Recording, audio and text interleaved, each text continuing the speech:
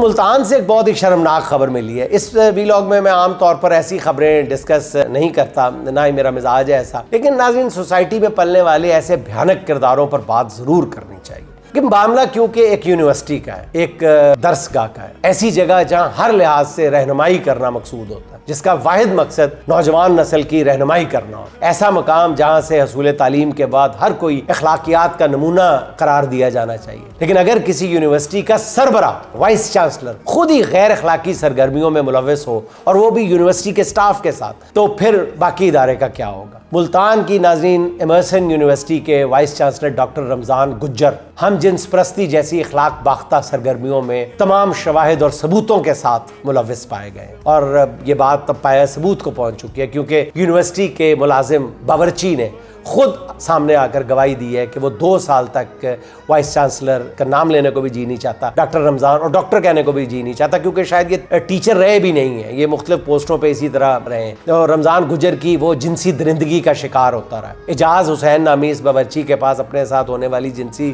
زیادتی کے ویڈیو ثبوت بھی موجود ہے، اور اعجاز حسین کا ویڈیو بیان بھی سامنے آ گیا. وہ خود تو 2 سال سے رمضان گجر کے ہاتھوں بلیک میل ہو رہا تھا، مگر جب ڈاکٹر رمضان کی نظر اس کی کمسن بیٹیوں اور بیوی پر پڑنے لگی تو اس نے فیصلہ کیا کہ وہ اب چپ نہیں رہے گا. بتایا گیا ہے کہ ڈاکٹر رمضان اس سے پہلے بھی انہی کرتوتوں کی وجہ سے پاک ایمز اور لمز جیسے اداروں سے نکالا جا چکا ہے. یہ بہت ہی اہم معاملہ ہے ناظرین، بہت ہی اہم معاملہ ہے، سیاست سے بہت اوپر کا. مجھے پتا چلا ہے کہ وزیر تعلیم پنجاب نے اس واقعہ کا نوٹس لے لیا اور ایسے کرداروں کو کڑی سے کڑی سزا دینی چاہیے تاکہ تعلیم جیسے مقدس شعبے کو کم از کم ایسی کالی بھیڑوں سے نجات دلائی جا سکے.